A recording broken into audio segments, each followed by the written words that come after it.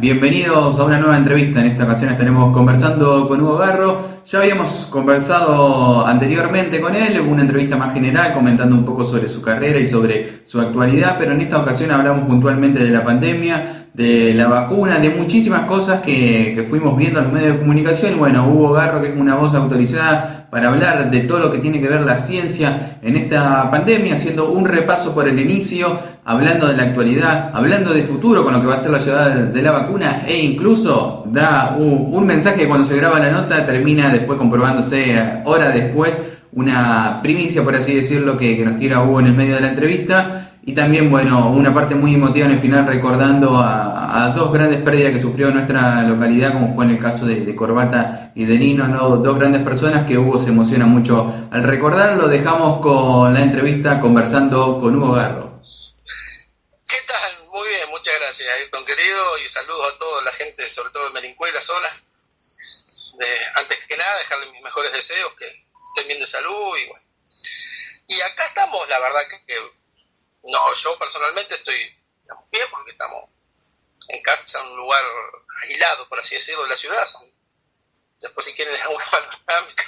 Estamos acá en el campo, como se dice acá en la sierra, 19 kilómetros de la ciudad y bueno, yendo solamente una vez por semana a comprar, a cargar nafta, a comprar remedios, cosas básicas, digamos, pero bastante aislados, más que nada, como la mayoría de la gente que se pueda, pero bueno, es también de entender que no todo el mundo puede hacer, sobre todo la gente que necesita trabajar en el día a día y más informalmente y otros trabajos esenciales, etcétera.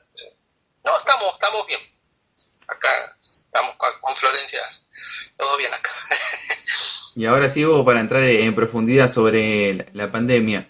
Uno cuando escucha a veces del sector de la medicina, hay diferentes versiones encontradas incluso entre ellos de cómo se tiene que resolver esta situación. Y más cuando fue avanzando la pandemia, yo creo que fueron más diferencias incluso entre los mismos médicos.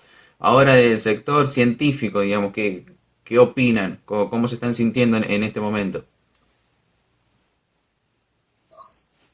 Es verdad. A ver, la ciencia básicamente se nutre del intercambio de ideas. De hecho, nosotros, bueno, ahora no porque no se puede, pero generalmente todos los años vamos a lo que se llaman simposios, o sea, o congresos, ¿no? Que de hecho creo que el simposio viene del griego, de reunirse e intercambiar ideas, si no mal recuerdo, que generalmente vienen referentes internacionales, siempre destacando que los referentes en su mayoría son internacionales porque son de países de primer mundo, donde la infraestructura es otra, los medios son otros, no creo que porque sean ni peores ni mejores, pero bueno, tienen otras herramientas, generalmente como invitado, hasta a veces algún premio Nobel, que suele ser como la frutilla de la torta en esos casos. Y los médicos también, los médicos muy parecidos, digamos, pero sin la presencia, por ejemplo, de las empresas farmacéuticas.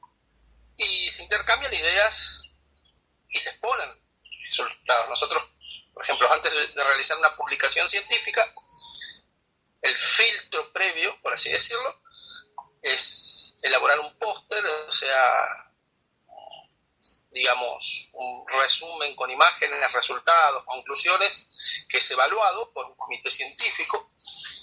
Muchas veces lo hacemos en presentaciones y lo ponemos en diferentes asociaciones. Por ejemplo, yo trabajo mucho con la Sociedad de Química Orgánica en la Argentina, la de Biofísica Molecular, las sociedades de biología. El último que enviamos fue un congreso de biología molecular, el Horizons, en Göttingen, en Alemania. Y entonces, bueno, ahí dicen, bueno, esto puede ser, esto no, revise, mire por acá, es lo normal. Ahora se ha visualizado un poco porque es algo que nos afecta a todo, el tema digamos, tal vez la molécula extraída de una planta de un cerro de San Luis con actividades antivirales en un momento quedaba encerrado en un círculo pequeño, digamos, pero bueno, el tema de la pandemia hace que afecte, no sé si afecte, digamos que lo considere y mucha gente. Entonces, hay diferentes versiones, sobre todo en médicos, que se lo suele ver en la televisión, etcétera. Y es básicamente lo mismo que pasa en los congresos, ¿sí? Después esto se somete a un rigor científico basado principalmente en cálculos estadísticos, es decir, por ejemplo, en 100 personas pruebo un medicamento y no tuvo ningún efecto, no puedo concluir ese posible potencial medicamento va a servir para curar el COVID. O sea, el análisis tiene que ser mucho más grandes en poblaciones diferenciadas, que es lo más importante. Y después de algunos años, sobre todo, es cuando recién empiezan a surgir las primeras conclusiones. Lo que pasa es que últimamente surgen conclusiones muy precipitadas y también otras que tienen que ser inmediatas, porque es verdad que en una emergencia uno tiene que actuar más rápido. En el ambiente científico, bueno, como todo, pasó que al principio, pues como hablamos la otra vez, yo también formo parte de foros, de asesoramientos, etcétera. En un principio teníamos un ambiente más abierto de diálogo, por así decirlo. Después se fue cerrando. Lamentablemente la política fue superando todo. Por ejemplo, el doctor Khan, ahora sin ir más lejos, es alguien que ya no se ve. Lamentablemente, que es un médico con mucha trayectoria. Algunas cosas pueden ser, digamos, sometidas al debate o no. El tiempo lo dirá. Yo particularmente creo tengo algunas diferencias, pero bueno, el problema es que políticamente se fue cerrando y excluyendo a mucha gente. Científicos excelentes, por ejemplo, hay un profe muy joven, candidato a en los próximos años participar o ser nominado a un premio Nobel, que se llama Rabinovich, es uno de los mejores científicos de Argentina y ha estado un poco, digamos, aislado de la discusión científica como tantos otros. Y eso no es bueno. Eso no es bueno.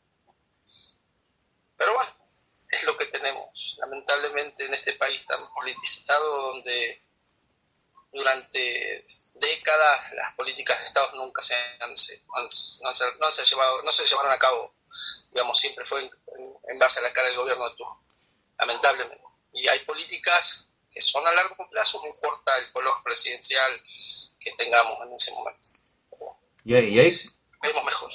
cuando hablabas un poco de que se fue dejando de lado la opinión científica y de hecho uno se puede dar cuenta por los medios de comunicación cómo de a poco ya no aparecieron ningún científico en imagen y se fueron sacando de escena. ¿Por qué crees que sucedió eso, digamos? ¿Bajo qué argumento se le fue dejando lugar?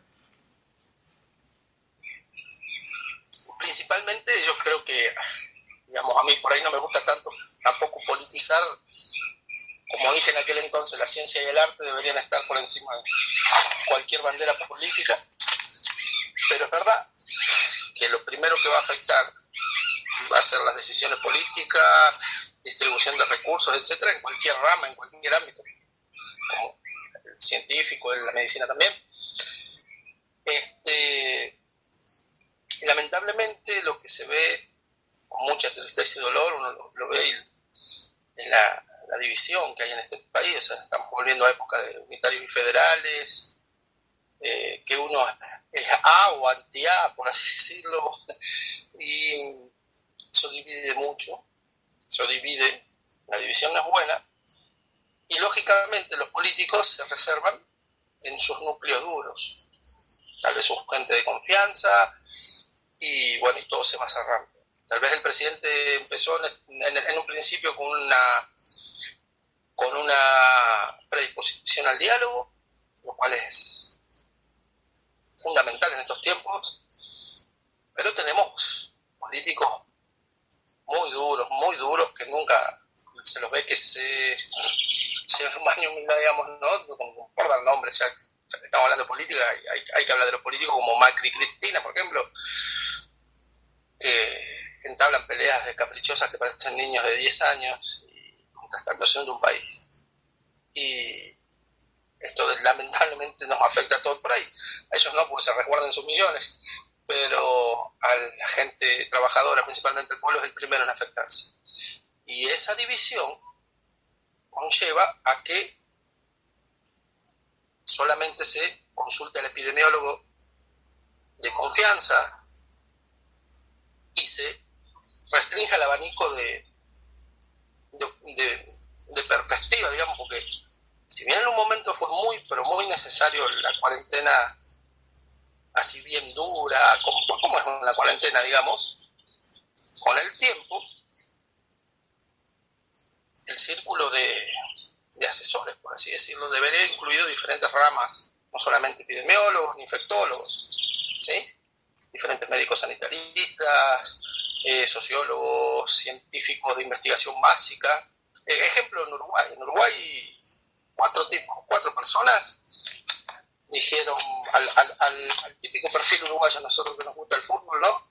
El típico perfil bajo y agarrido del uruguayo, dijeron, bueno, tenemos un problema grande, se viene un gran problema, no nos vamos a pelear, no nos vamos a dividir ni nada de eso. ¿Qué es lo que necesitamos? Bueno, necesitamos esto. Y ahí participaron un solo infectólogo, un endocrinólogo, un ingeniero y un científico básico, por así decirlo, un científico de laboratorio. En Uruguay, si no recuerdo, hasta el viernes creo que eran 52 muertos. Y eso es algo que acá lamentablemente no pasó ni va a pasar, porque cualquier grupo de amigos, cualquier charla en una panadería, en cualquier lado, y la gente tiene un discurso con un grado de violencia tan grande hacia el que piensa diferente que no permite el consenso en ningún ámbito.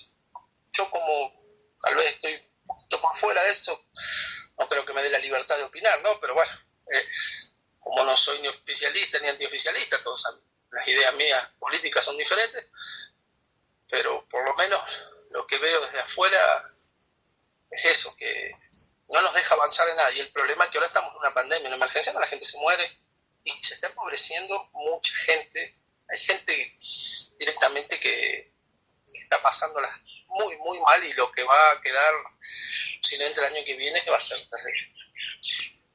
Producto también de la falta de un Ministerio de Salud que nos dejó el gobierno anterior. Nunca nos olvidemos de eso. Aparte de la deuda económica, la crisis, todo eso se encargarán los economistas, la gente que sabe el dedo. Yo en eso no puedo opinar, porque no, la verdad que no. Sé un poquitito de la ciencia que hago, nada más. Pero sí puedo decir que al eliminar un ministerio como el Ministerio de Salud, es lógico que después, ante una crisis de salud, el sistema de salud no va a estar lo suficientemente preparado. Eso es básico. Yo ahí, Hugo, te quería preguntar, digamos, para profundizar sobre la cuestión de que había mencionado de que al principio, como que estuvo bien la medida de cerrarnos, de, digamos, cortar la circulación, pero que después tenían que optar por otras medidas. Entonces, digamos, ¿a qué te referís? ¿Se hubiese optado por más liberaciones? Obviamente, me la vas a explicar a qué te referís puntualmente en ese caso. No solo eso, sino a no tomar en cuenta otras posibilidades que durante los 7-8 meses que siguieron se deberían haber tenido, desde mi punto de vista, ¿no? Un poco más en cuenta. A ver, en este tipo, bueno, ahora también está muy en boga el tema de la inmunidad de rebaño, etc. Hay herramientas que maneja el gobierno, y cada gobierno, particularmente cada provincia, porque no olvidemos también otro gran problema, que en Argentina esto se manejó no como un país, sino que volvimos a las provincias unidas. O sea, como que cada provincia se encargó de sus problemas particulares, tomó sus acciones, y bueno, con un consenso tal vez, o ayuda a veces nacional. Pero hubo regulaciones muy, pero muy diferentes. Por ejemplo, aquí en San Luis, salió en televisión todo lo que decía en la frontera, creo que era también en Formosa, donde fue excesivo, violando muchas libertades, pero bueno, eso quedará para los juristas, digamos, de la Constitución, etcétera, donde había casos de gente que venía a asistir a un familiar. Por ejemplo, había un señor muy conocido, un enfermo de cáncer de páncreas terminal, que no tenía ni familiares, nadie quien lo cuide, y bueno, no dejaron ingresar a las hijas, por así decirlo, y falleció el señor, falleció. Pero lo que pasa es que el gobierno, principalmente cada gobierno principal, sabe verdaderamente los recursos con los que cuenta. Generalmente no se dan a luz. Por ahí se dicen, sí, en Río Negro está el 97%, 98% de camas, está casi al límite. ¿Sí? Mi cuñada es infectóloga. Son dos nada más en la ciudad donde ella está, en Chipoleti, y la otra médico infectóloga estaba con COVID hace poco. Entonces estaba ella sola en una ciudad de 90.000 habitantes, imagínense. Y hace más de un mes que ya se saturó el sistema, que está más del 100%. Y que se estaban derivando pacientes a pueblos del interior y no se derivaban a Buenos Aires, que supuestamente tiene un 60% de ocupación de camas, o sea que podía recibir pacientes del interior. Y se llegó a lo peor, Lo que pasa es que no está completamente documentado. De gente que veían, bueno, tenemos un paciente con más de 80 años, bueno, le aplicamos morfina, le aplicamos algo que lo ayude a seguir su paso. Son algunas de las cosas lamentables que se están viendo y se van a seguir viendo. Entonces no es que el sistema soportó al punto no saturado. En Jujuy en un momento también había saturado. Entonces, supongamos que esperemos que los gobiernos provincial y nacional tienen una X cantidad de recursos, ellos saben con lo que cuentan, con la cantidad de respiradores, cantidad de medicamentos, gente para asistir, etcétera. En base a eso determinan las políticas a seguir. Porque, por ejemplo, en un país como en Suecia, que se entendió la naturaleza del virus, yo cuando me tocó dar mi opinión, también opiné exactamente lo mismo. La naturaleza del virus es que es terriblemente contagioso.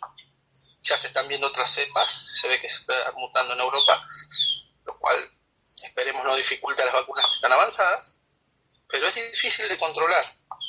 Entonces, en ciertos países optaron por el testeo más masivo, esa principalmente es la principal herramienta que acá tal vez no se dispuso del todo, que lo que permite hacer un buen estudio estadístico, focalizar los esfuerzos, testeando, cerrando bien donde se tenga que cerrar, y tal vez dando cierta capacidad de libertad, por así decirlo. Bueno, tal vez la palabra no es libertad, pero de abrir ciertas restricciones, ¿sí? Con personas sin que estén dentro de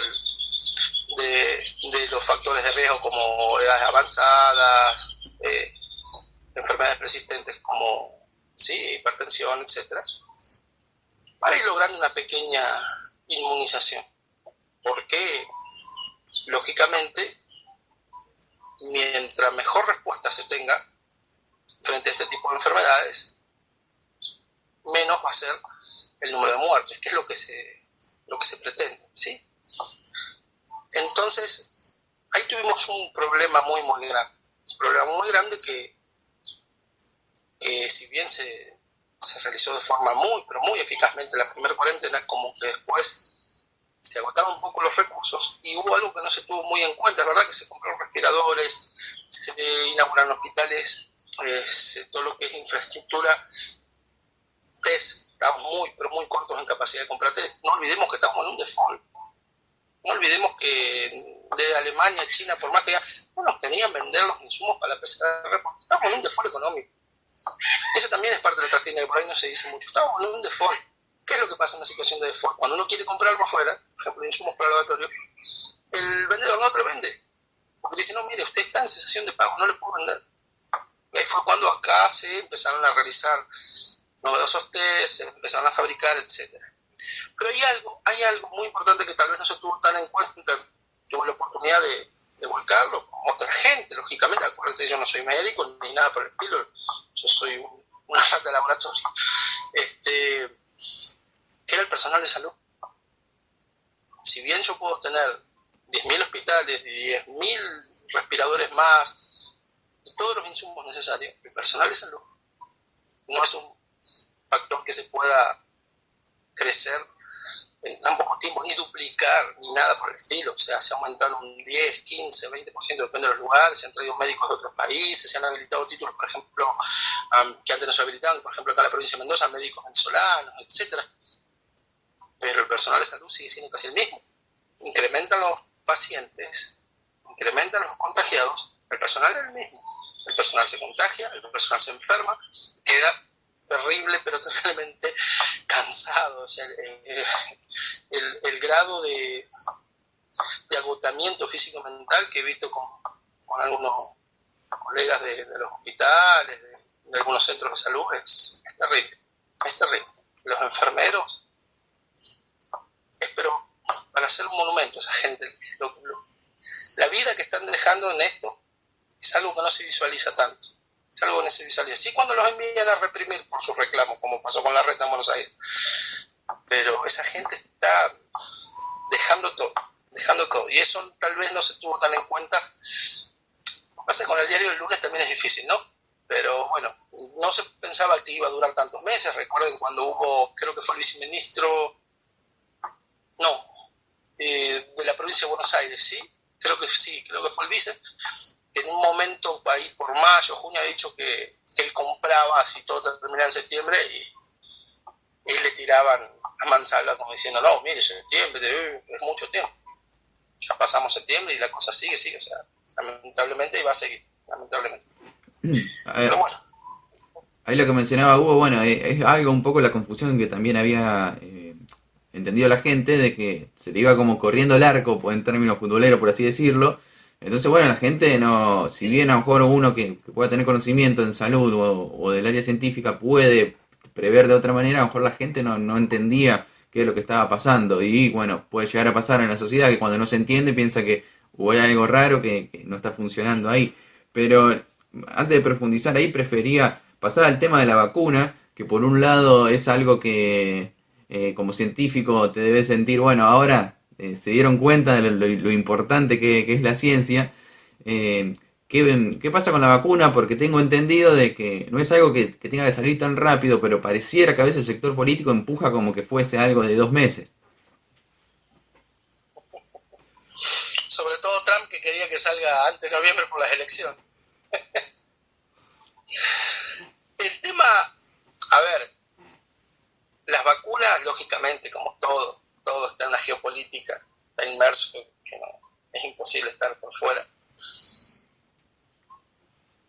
Primero, digamos, en la historia, nunca se tuvo la posibilidad de tener una vacuna en tan poco tiempo, lo cual habla bien y habla mal también, porque habla bien el hecho de que se puso mucha conciencia por parte de la mayoría del ambiente científico en cuanto a decir, bueno, focalicémonos en esto, tratemos de hacer algo un poco altruista, y acá lo he visto con muchos compañeros en el trabajo. En mi parte también hemos ofrecido todo lo que hemos podido lo que ha podido estar al alcance de nuestras manos, pero después también está la mezquindad de ver quién es el que llega primero, el que se queda con eso. Eso es lo que se le recrimina, por ejemplo, a la vacuna rusa. No sé si te acordás cuando hicimos la otra entrevista, en mayo, creo que fue. Sí, sí, o principio de junio, pero ahí me acuerdo que sí, siempre recuerdo, incluso la gente que lo vio. Bueno, de hecho esta segunda nota sale porque había mucha gente que me pedía de que hablemos, pero que hablemos un poco más en profundidad sobre la pandemia, y ahí me dijeron, o sea, tiraste esa primicia, que cuando la tiraste nadie lo estaba viendo, y después meses después nos dimos cuenta, bueno, ahí fue la primicia. Lástima que no nos hicimos famosos con esa primicia como medio. Bueno, igual esa primicia también estuvo tirada a los ministros, a la gente que necesitaba saberlo, así que lo más importante es eso. Pero sí. A ver, vamos al caso de los rusos, que tanto se lo denigró por ser ruso. No sé por qué, si vamos a la historia de la humanidad reciente, el daño que ha hecho Estados Unidos versus el gobierno ruso o los ex gobiernos rusos es ínfimo, digamos, por parte de los soviéticos. Pero bueno, Lo que pasa es que ellos tienen otro sistema. La parte occidental, incluso China también, pero Rusia como que es un reo, por así decirlo, desde el punto de vista científico, y no está inmerso en el sistema de publicaciones científicas, que se llama. Por ejemplo, a ver, uno siempre escucha ahora la palabra que antes tal vez era muy de nuestros ambientes, una palabra que es la palabra papers, son las publicaciones científicas, ¿no? Que como les decía, después de estos congresos, cuando uno, digamos, está mostrando los resultados, generalmente los publica, intenta publicar, una revista internacional que también es sometida bajo juicio de referentes de un tema de científicos de todo el mundo y completamente, digamos, objetivo, porque son, digamos, sistema de doble ciego, que se llaman, que no se conoce ni quién está enviando, ni quién es el juez, nada, ¿sí? Para que sea lo más objetivo posible la investigación. Entonces, en estos últimos, yo diría 20, 30 años tal vez, de hecho el sistema de calificación, el sistema de evaluación, principalmente es completamente desde el punto de vista capitalista. ¿Por qué? Porque a una persona se la pondera versus a otra por el número de papers, por el número de publicaciones que tiene. Y eso es una evaluación desde el punto de vista simplista, porque simplemente basarse en un número no puede determinar la calidad de las investigaciones y el científico en este caso está haciendo valor. Entonces surge una carrera generalmente en quién publica más, quién publica menos, quién publica mejor, quién publica en revistas de mejor impacto. Lógicamente va a la vanguardia de Estados Unidos y China últimamente está ahí muy a una cabeza, diríamos, evocando una carrera de caballos, ¿no? Evocando un poco de todo. Pero están después los otros países europeos que ya, por ejemplo Alemania, Inglaterra, vienen en un nivel un poco inferior, un poco más lejos, y Rusia nunca participa en ese tipo de carreras porque ellos no publican los resultados. Primero, principalmente porque su sistema de evaluación y calificación interno, es decir, los científicos en Rusia, los científicos que están ahora trabajando en las vacunas, etcétera, tienen un sistema de tipo a largo plazo, que no ven la necesidad de publicar inmediatamente sus resultados. Entonces, me ha tocado trabajar con una investigadora, una rusa, cuando estábamos en Bélgica trabajando. Ellos lo que necesitan generalmente es desarrollar y resolver problemáticas, principalmente referidas a su país. Entonces se ponen muy, pero muy de acuerdo entre un químico, un ingeniero, un físico, el gobierno, lógicamente, con todas sus aberraciones que tiene el gobierno ruso, que es casi una dictadura también. Pero su trabajo es muy cooperativista, es decir, cada quien aporta una parte para el bien común. Eso todavía es herencia de las épocas de las repúblicas socialistas. Por lo tanto, no tiene la necesidad de publicar continuamente esos resultados. Cuando se le pidió a Rusia que publique esos resultados, lo hizo una de las revistas más prestigiosas de medicina, una que se llama Lancet y la otra que es la New England, que son de las mejores revistas de medicina. Yo no acostumbro mucho porque estoy más a nivel molecular, a nivel atómico, más a nivel pequeño, por así decirlo, pero bueno, de vez en cuando algo leemos. Y los resultados eran bastante satisfactorios. ¿Qué es lo que pasa? Realmente una vacuna como rápido, que puede llegar a tardar 5, 6, 7 años, principalmente llevan ese tiempo porque lo que necesitan para que sean bastante, digamos, convenientes los resultados en cuanto a la eficacia de estas vacunas es la población, es el número de contagiados, por ejemplo, cosa que antes tal vez no se daba. Como ahora el número de contagiados es tan alto, esos tiempos pueden ser un poco más escuetos, se pueden disminuir. Es por eso que ahora Rusia, por ejemplo, también va a empezar a probar, se van a enviar estas vacunas, Sputnik, pero realmente lo que están haciendo es un cálculo estadístico como pasó con la de AstraZeneca. Recuerden que salió a la luz que murió un médico jovencito, creo que tenía 28 años, y bueno, eso hace un ruido terrible, ¿sí? Es terrible. Pero muchas veces en la producción de una vacuna, lo que no es tan difícil es la eficacia, es decir, realmente las vacunas van a poder producir los anticuerpos. El principal problema que pueden llegar a tener es el porcentaje de letalidad o de reacciones secundarias, efectos adversos, ¿sí? Porque imaginémonos, alguna cuenta muy simple para no ponerlo, 1.000 millones de personas. Tenemos una vacuna que tiene un 1% de letalidad y uno dice tal vez, no, 1% no es un número alto, es un número bajo. A ver, si a mí me dan a hacer un examen acá en la facultad y un alumno se saca 99%, y bueno, es un excelente alumno seguramente, sabe mucho, le digo muy bien, pero ese 1% de 1.000 millones de personas serían 10 millones de muertos, ¿sí? O sea, ni el 20% de lo que ha logrado el virus en casi un año. O sea, los números son enormes. Ese es el principal cuidado que hay que tener.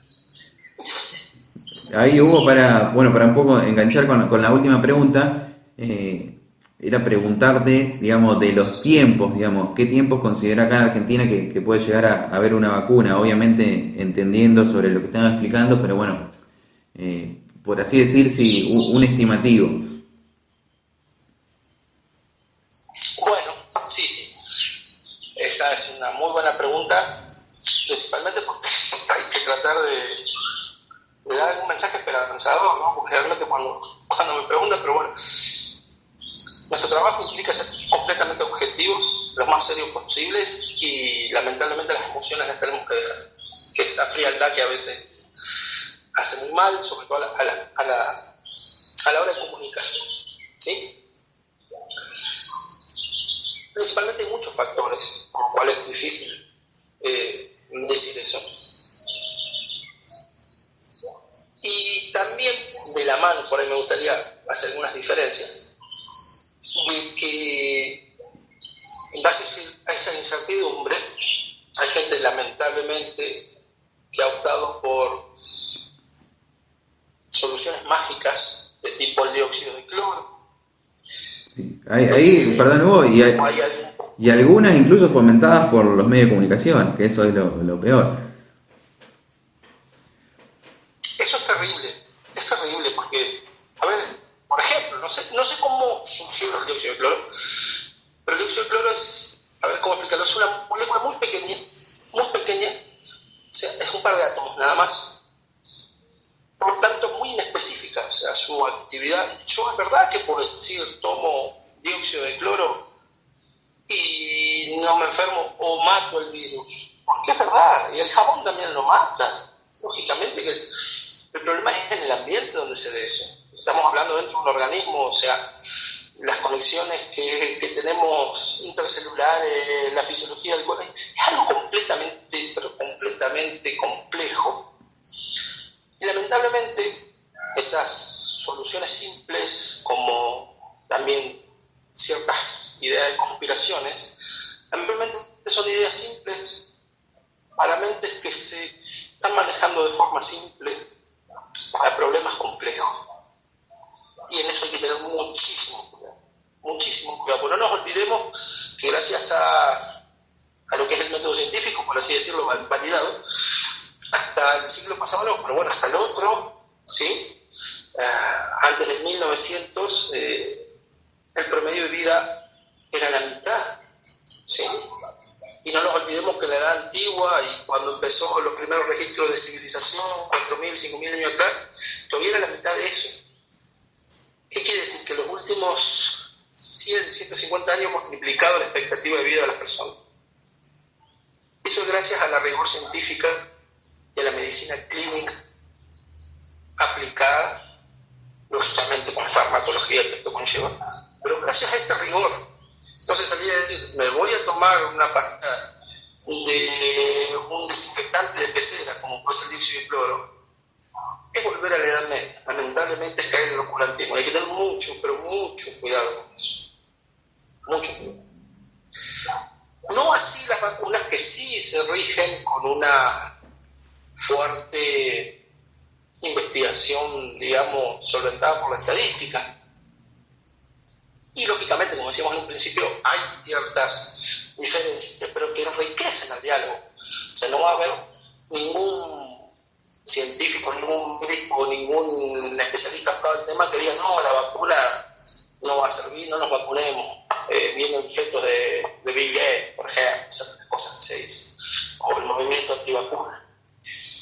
Eso no va a pasar. Sí, tal vez va a pasar de decir, bueno, mira, la del ADN no me gusta porque hay vacunas que son ADN que nos transformaría como en un individuo transgénico, como se hace con la planta de soja, por ejemplo. Las de ARN que producen los anticuerpos, por así decirlo, el dogma de la biología molecular, así, muy brevemente, es ADN, ARN, proteína. Las proteínas son anticuerpos, y los anticuerpos son proteínas, ¿sí? Entonces son las formas de llegar a la producción de esos anticuerpos, sin tener en cuenta la inmunidad celular, que es la otra gran parte en cuanto a la inmunidad frente a una infección. Nadie va a salir a decir eso, pero sí va a decir, bueno, esta puede andar un poco mejor, esta puede andar un poco peor, vamos por este lado, vamos por el otro. Entonces, todos esos factores van a influir en cuanto podamos tener una vacuna, digamos, capaz de administrarla a la población. Eso puede tardar años, lamentablemente, o tal vez algunos meses. Me animaría a decir que con suerte, entre marzo y mitad del año que viene, vamos a tener las primeras, digamos, dosis disponibles, principalmente para personal de salud, personas de una franja etaria, digamos, mayor, es decir, los viejitos, personas con ciertos factores de riesgo. Y eso incluso va a ayudar a ver en esa última carrera entre las vacunas cuál es la que tenga una mejor eficacia, ¿sí? Después también hay algo pero muy importante en el tema de vacunas, que muchas se producen a través de laboratorios biotecnológicos, etcétera, que tiene que ver con su producción y su comercialización, su distribución, su logística, porque generalmente, nosotros en el laboratorio de biología molecular tenemos lo que se llaman freezer a menos 80, ¿sí? O que se puede lograr con nitrógeno líquido, son unos termos. De hecho, muchas veces usamos un termo de esto, una espalda y vuelo, para transportar células, ¿sí? Las ponemos en un baño de nitrógeno líquido con una varilla que no está en contacto con el nitrógeno y las transportamos, las llevamos. Bueno, el caso de la vacuna es muy similar. Entonces se necesita una logística de si se va a producir en el país, que creo el convenio se hizo con AstraZeneca, por ejemplo, pero hubo una comitiva de Argentina hace poco, no fue secreta, pero por ahí fue reservada, donde fueron a hacer algún convenio con Rusia, y después con la vacuna de China creo que también va a estar acá nomás en poco tiempo. El asunto va a ser producirla y poder distribuirla bien. Eso implica también mucha tarea. Y algo muy importante que por ahí no se dice también es el estudio estadístico, ¿sí? Es decir, un volcán. Fíjense que hemos tenido grandes problemas, por ejemplo, tenemos un país que no se sabe muchas veces el número de muertos, no se sabe el número de infectados. Eso es terrible, y eso no es un respirador, eso no es una cama, no es un hospital, es organización, es gestión, es política y voluntad por parte de quien lo haga. Entonces no tenemos unos buenos datos de estadio, por eso nos han excluido, y eso es terrible. Pero bueno, también necesitamos un buen manejo de esos datos, ¿sí? Para poder llegar a una conclusión fehaciente. Pero vamos a ponernos esperanzados y esperemos tener buenas noticias ya a partir de marzo, abril. Creo que ya vamos a tener buenas noticias. Hay que pasar estos meses, seguir cuidándose, y bueno, lo que todos ya sabemos, que tampoco muchas veces fue muy bien comunicado. Fíjense que salió una vorágine el tapaboca, que principalmente los países que han triunfado, como Japón, China, en cuanto a frenar la expansión de este virus, ha sido no con tapabocas, con barbijos aprobados. Porque el tapaboca, o sea, perdón por el lenguaje soez, pero el corpiño cortado con 2 tiritas acá, eso no es un tapaboca. O sea, eso es un tapaboca, pero no es un barbijo que pueda ser utilizado para poder frenar a un tamaño tan pero tan pequeño, simplemente puede frenar un poco la carga viral, un poco el aerosol, y eso hace generar un grado de confianza donde la gente se exponga aún más y que viole la principal norma que tal vez no se comunicó muy bien desde un inicio, que es el distanciamiento social o la distancia. Por ejemplo, perdón que me vaya un poco, pero acá hay un problema muy grande, por ejemplo, que tuvo el gobierno de científicos y infectólogos especializados en el tema, donde salía, por ejemplo, el doctor Kahn, en modo ya casi hasta imperativo, ¿sí?, de que se debería respetar una distancia de 2 metros. ¿Sí? 2 metros. Eso funciona en Suecia, funciona en Dinamarca. El 30-40% de la población que recibe ese mensaje, por ejemplo, vivía en una villa meseria, no sabe lo que son 2 metros, porque tenemos un sistema de educación y tenemos un país lamentablemente en tanta decadencia que no es suficiente explicarle con un número de 2 metros y tener que haber puesto ejemplo, mira, usted está parado acá y usted está parado acá. No estornude, no tosa cuando él esté más cerca. Y ahí es lo que digo que faltó también el asesoramiento de sanitaristas, gente que trabaja en hospitales, gente que trabaja en el Conurbano de Buenos Aires, por ejemplo. Es muy terrible. Pero bueno, esa es la principal vía de detención. Después, el barbijo. El barbijo, no digamos un N95, que sería lo propicio, pero al menos un barbijo para trabajar en un ambiente estéril, como por ejemplo adentro de un hospital. Y la gente salió con bufandas a creer que no se iba a contagiar. Pero bueno, ya eso ya está. Ahora hay que pensar en lo más importante, que es el poner a disposición todo nuestro esfuerzo, toda nuestra humanidad, por así decirlo, en que se pueda lograr la vacuna y que se pueda distribuir. Porque ese también puede ser un problema. Hay que ver cómo va a ser el reparto, sobre todo en un mundo tan injusto y tan polarizado, donde siempre los que más tienen son los primeros que se benefician. Hugo, agradecerte, bueno, creo que fue completo. Arrancamos un poco por cómo había sido la cuarentena, hablamos de la vacuna, de los cuidados, de, bueno, algunos errores que se podría haber evitado, pero como le dijiste vos, terminamos con un mensaje esperanzador. O sea, si nos ponemos en marzo, abril, son los meses los que quedan. Así que bueno, muchísimas gracias por tus palabras y bueno, un abrazo grande desde aquí de Melincue. Faltaba más y a disposición para cuando requieran, lo que necesiten, lo que pueda ayudar, mi humilde granito de arena. Y bueno, y desearle lo mejor a todos, de que a gente que la ha pasado muy mal. No emoción. Lamentablemente perdí un amigo de la vida, pero bueno, esto existe, no es una gripecita como muchos dicen. Estoy acordando el coroante. Un saludo a toda la familia Camaño, que los quiero mucho, y también a la familia Jiménez, que los quiero un montón, y a los primeros caídos en esta guerra, gente tan querida del pueblo, tan querida. Y bueno, mi abrazo más fuerte es eso. Y ojalá podamos sortear esto que lo ha puesto a prueba como humanidad, pero tenemos que pasarlo entre todos. Y lo vamos a pasar. Hemos estado enfrentados a muchas adversidades en la historia del mundo. Y ojalá salgamos mejores de esto. Ojalá nos sirva para aprender muchas cosas. Así que bueno, perdón por la emoción, pero No, por favor. es alguien a quien quería mucho. Muchas gracias, Hugo. Hasta luego. Los saludo a todos.